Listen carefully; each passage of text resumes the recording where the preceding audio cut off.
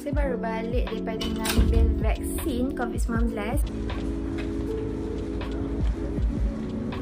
dan setakat ni kesan samping yang saya rasa cuma dekat bahagian tangan yang saya cocok adalah rasa lenguh sikit, tapi overall okey je. Tak ada masukkan chip ke magnet ke dalam tangan saya, tak ada semuanya okey je. Hai, sedih kan tahun ni kita masih tak dapat berayut dengan keluarga tercinta dan rakan-rakan sama seperti tahun lepas. Hari ini sudah lebih setahun terjadinya pandemik COVID-19 yang telah meragut banyak nyawa dan memberi impak negatif kepada rakyat Malaysia. Masa segar di ingatan saya, pada Februari tahun lepas, saya dan rakan-rakan sangat-sangat teruja untuk balik rumah sebab dikabarkan UPM bagi cuti sampai 2 minggu disebabkan oleh penyebaran virus COVID-19. Tapi kami masih tertanya-tanya sehingga kini, bilakah cuti itu akan ditamatkan? Hai, saya Najwa Ashkin dan Dennis Goh. Bersama saya dan Dennis dan rakan-rakan dalam YouTube channel kami.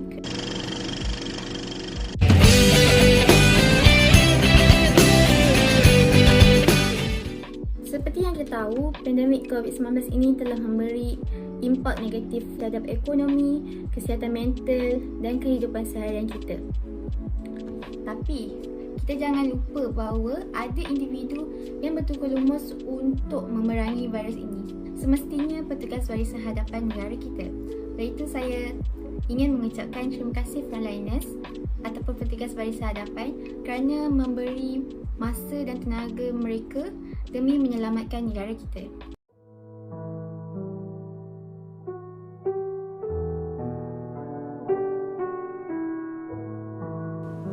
Cabaran utama sebagai seorang petugas barisan hadapan adalah mengenai keselamatan diri saya dan juga keluarga. Kerana dalam musim pandemik yang sedang melanda negara kita ini, kita bukannya berhadapan dengan musuh yang nyata yang boleh kita lihat, tetapi musuh yang tersembunyi, iaitu virus COVID-19 itu sendiri. Tidak dapat dinafikan, sebagai seorang petugas yang berada di barisan hadapan, kami juga mempunyai rasa takut dengan wabak yang melanda negara kita ini. Tetapi kerana tanggungjawab yang dipikul, kita tetap bertungkus lumus menjalankan tugas seperti sekarang ini. Selain daripada ianya merupakan satu tanggungjawab, keperluan itu sendiri yang mendorong kami, keperluan untuk mengubati orang dan untuk menyelamatkan nyawa seseorang itu. Dan ini memberikan kami kegembiraan apabila kami sebagai petugas barisan hadapan dapat menyelamatkan dan memulihkan pesakit.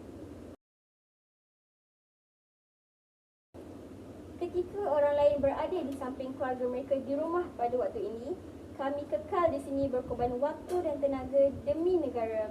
Sudah berbulan-bulan saya tidak dapat menemui kedua ibu bapa yang berada di kampung halaman dan hanya dapat berbual dengan mereka melalui panggilan video.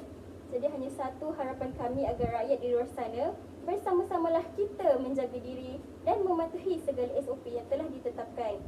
Kita bersama-sama dalam menangani virus ini. #lindung diri, lindung semua. Wow, memang tidak dapat dinafikan bahawa frontliners negara kita telah banyak berkorban untuk menjamin kesihatan rakyat Malaysia. Walaupun mereka pastilah mengalami tekanan yang kita sebagai rakyat biasa tidak dapat bayangkan, mereka tetap meneruskan usaha secara bertungkus lumus untuk merawat pesakit-pesakit. Jadi, kita tidak sepatutnya berputus asa. Sebagai rakyat, kita boleh memberikan sedikit komitmen dalam perjuangan terhadap pandemik ini. Di sini, saya telah menjumpai satu berita yang dapat memberikan kesedaran kepada semua supaya menghulurkan bantuan kepada masyarakat Malaysia dalam perjuangan terhadap pandemik ini. Marilah kita saksikan.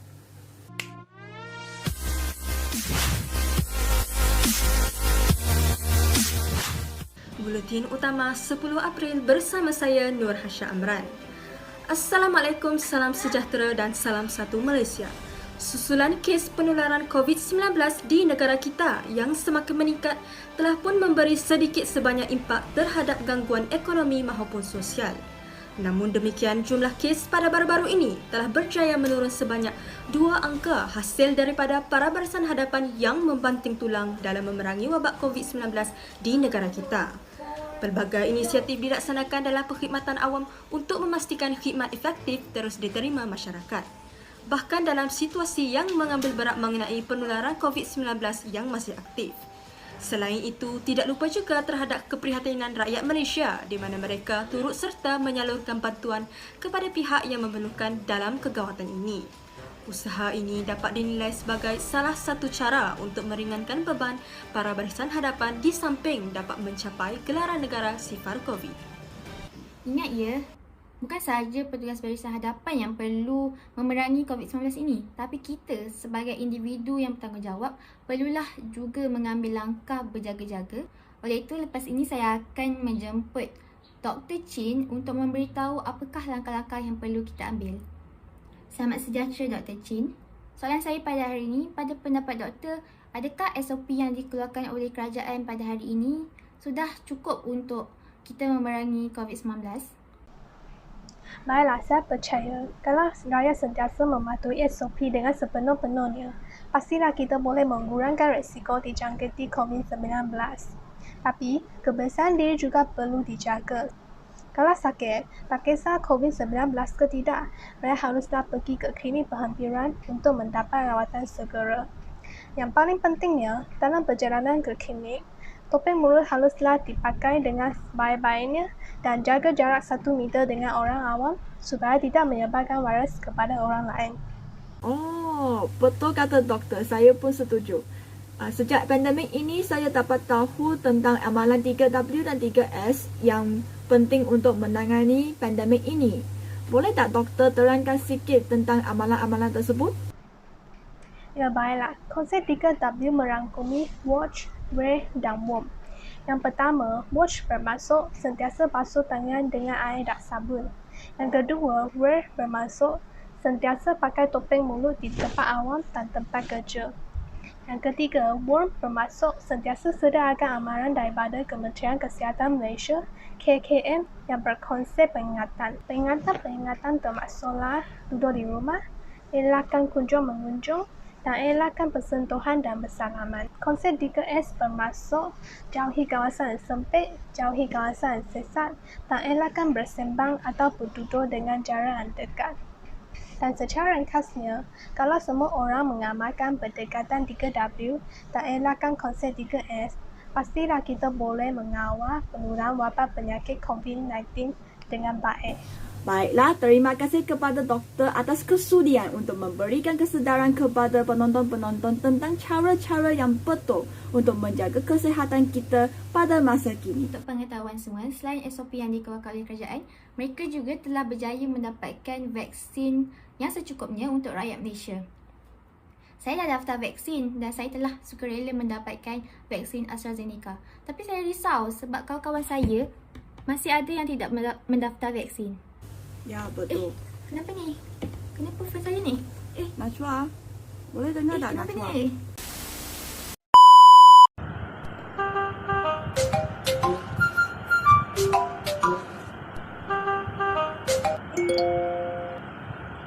Pemberian vaksin untuk fasa ketiga akan dijalankan bermula pada minggu hadapan.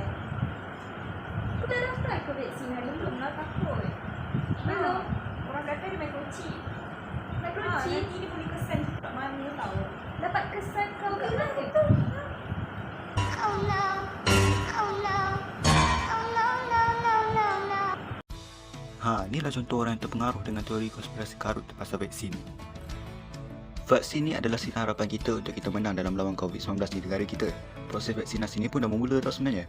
Jadi kepentingan vaksin ni yang pertama, ia bukan sahaja dapat mencegah tetapi juga dapat mengurangkan gejala dan risiko yang lebih buruk selepas dijangkiti virus itu. Vaksin juga penting untuk merendahkan nilai R0 dan merendahkan kembali lengkuk jangkitan COVID-19 di negara kita. Hospital pula dapat kembali beroperasi dengan kapasiti yang asal dan tidak hanya fokus kepada pesakit COVID-19 saja. Dan yang terakhir, ini yang paling saya impikan sejak tahun lepas, iaitu hidup seperti sedia kala dan bebas menjalankan aktiviti harian tanpa rasa takut, tanpa perlu patuh SOP dan tanpa perlu pakai mask. Seronok bukan?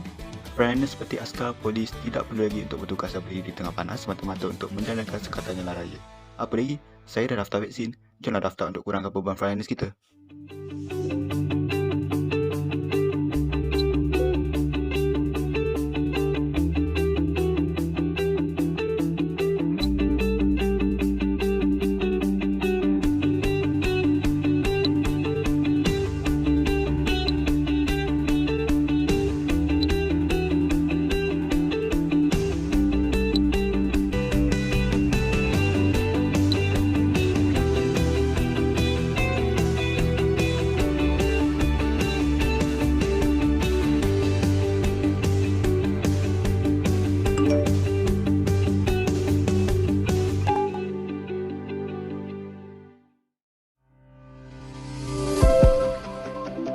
Seperti yang anda sedia maklum, fasa pertama program imunisasi COVID-19 kebangsaan telah pun dilancarkan dan suntikan vaksin telah mula diberikan kepada petugas-petugas barisan hadapan di seluruh negara.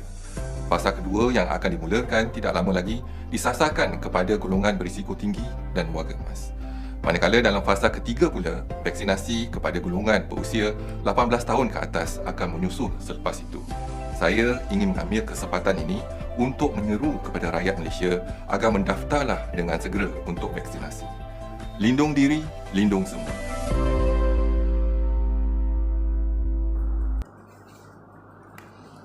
Salam kepada semua. Di sini saya ingin membuat kesimpulan bagi video ini di mana ia dapat meningkatkan semangat patriotik dalam diri rakyat Malaysia.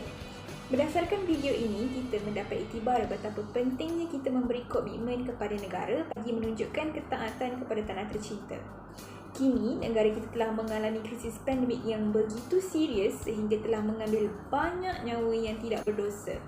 Kita sedia maklum bahawa frontliners negara kita telah banyak berkorban bagi menjamin kesihatan rakyat dan kesejahteraan negara. Justru kita haruslah berterima kasih atas usaha-usaha mereka dan menjadikan mereka sebagai teladan yang bertungkus lumus dalam perjuangan terhadap pandemik ini. Selain itu, saya juga ingin menegaskan bahawa video ini boleh dijadikan rujukan bagi mengetahui situasi semasa negara kita supaya bersama-sama prihatin ketika menghadapi masalah COVID-19 ini. Sebenarnya, dalam usaha mengatasi pandemik ini, semangat patriotik juga dapat ditanam dalam diri kita sendiri secara tidak langsung. Negara kita telah menghadapi cabaran seperti krisis ekonomi disebabkan pandemik yang menjadi penghalang kepada pelbagai aktiviti seharian di samping pihak kerajaan yang perlu memberi peruntukan kewangan bagi mengawal penularan wabak ini.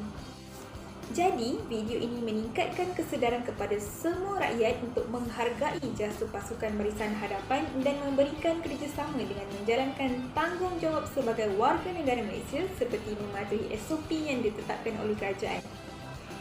Sikap tanggungjawab ini dapat memupuk semangat cinta akan negara yang tinggi di mana penonton-penonton sedar akan kepentingan tanggungjawab sebagai rakyat dan mempraktikannya untuk membantu tanah air tercinta yang menghadapi masalah pandemik ini. Video ini juga memaparkan kepentingan untuk bersatu tanpa mengira bangsa, agama dan budaya dengan menghulurkan bantuan antara satu sama lain pada masa yang sukar ini supaya negara kita dapat pulih dengan cepat dan bangkit semula sebagai negara yang maju. Di sini, kumpulan saya percaya video ini dapat membangkitkan semangat patriotik penonton dengan meletakkan kepentingan negara melebihi kepentingan diri sendiri dan memupuk perpaduan bagi mencegah pandemik dan membawa negara ke arah keadaan selamat, sihat dan harmoni. Ayolah semua bersatu tenaga membantu frontliners melawan COVID-19 dan meringankan beban mereka. Mereka lah hero kita. Seluruh negara mendoakanmu. Terima kasih, frontliners.